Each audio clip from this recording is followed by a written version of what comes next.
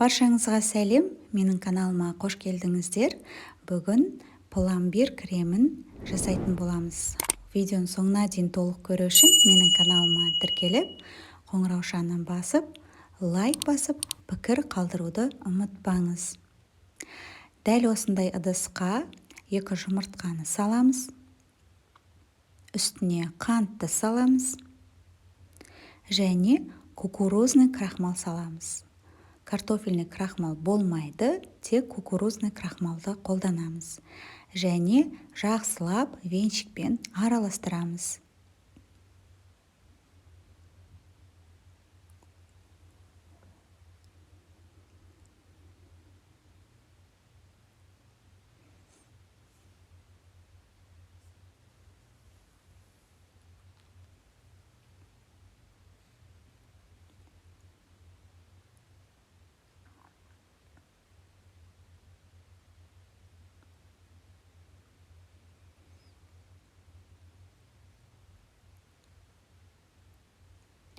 Араластырып болдық, үстіне сүтті құямыз.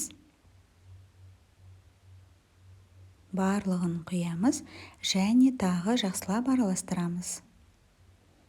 Және осыдан кейін массамызды отқа қоямыз. Отқа қойып, үздіксіз араластырамыз. Яғни бұл массаның қасынан ұзап кетпеңіздер, үздіксіз араластырамыз. Қою болғанша, мінекей, тынбай жақсылап араластырып тұрамыз. Массамыз қоюлана бастайды.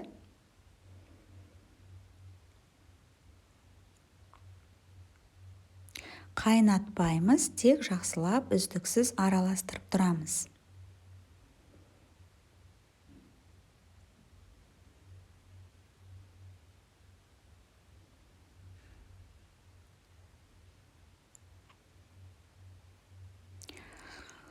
Мінекей араластырып, оттан алдық. Енді үстіне 100 грамм сары майды саламыз. Және тағы жақсылап араластырамыз.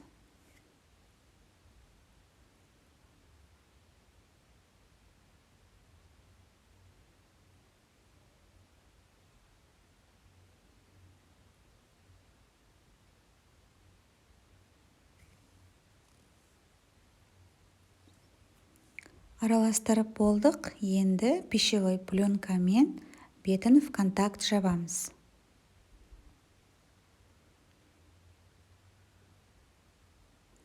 Яғни, міне, біздің пленкамыз массаның бетіне тиіп тұру керек.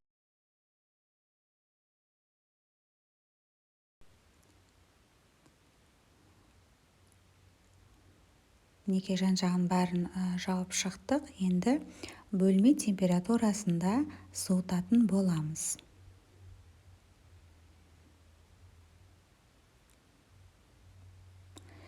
Және осы орайда сливкиге қантты салып миксерлейміз. Яғни жақсылап сливки қоюланғанша жақсылап миксерлейміз. Шамадан тыс артық көп миксерлеп жібермеңіздер. Бізде сливки іріп кетуі мүмкін. Және сливкиміз салқын болу керек.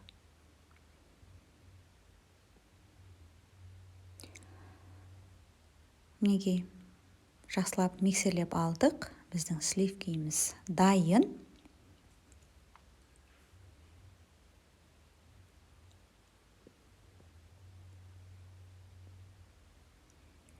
Мінекей сливкиміз дайын болды. Енді бөлме температурасында суыған массамызға сливкидің барлығын салып араластырамыз. Барлығын түгел саламыз. Және бұл кремді балды тортына, Наполеон тортына қолдануға болады. Өте жақсы үйлеседі. Жақсылап осылай араластырып болғаннан кейін тоңазытқышқа жарты сағатқа салып қойып қолдана береміз.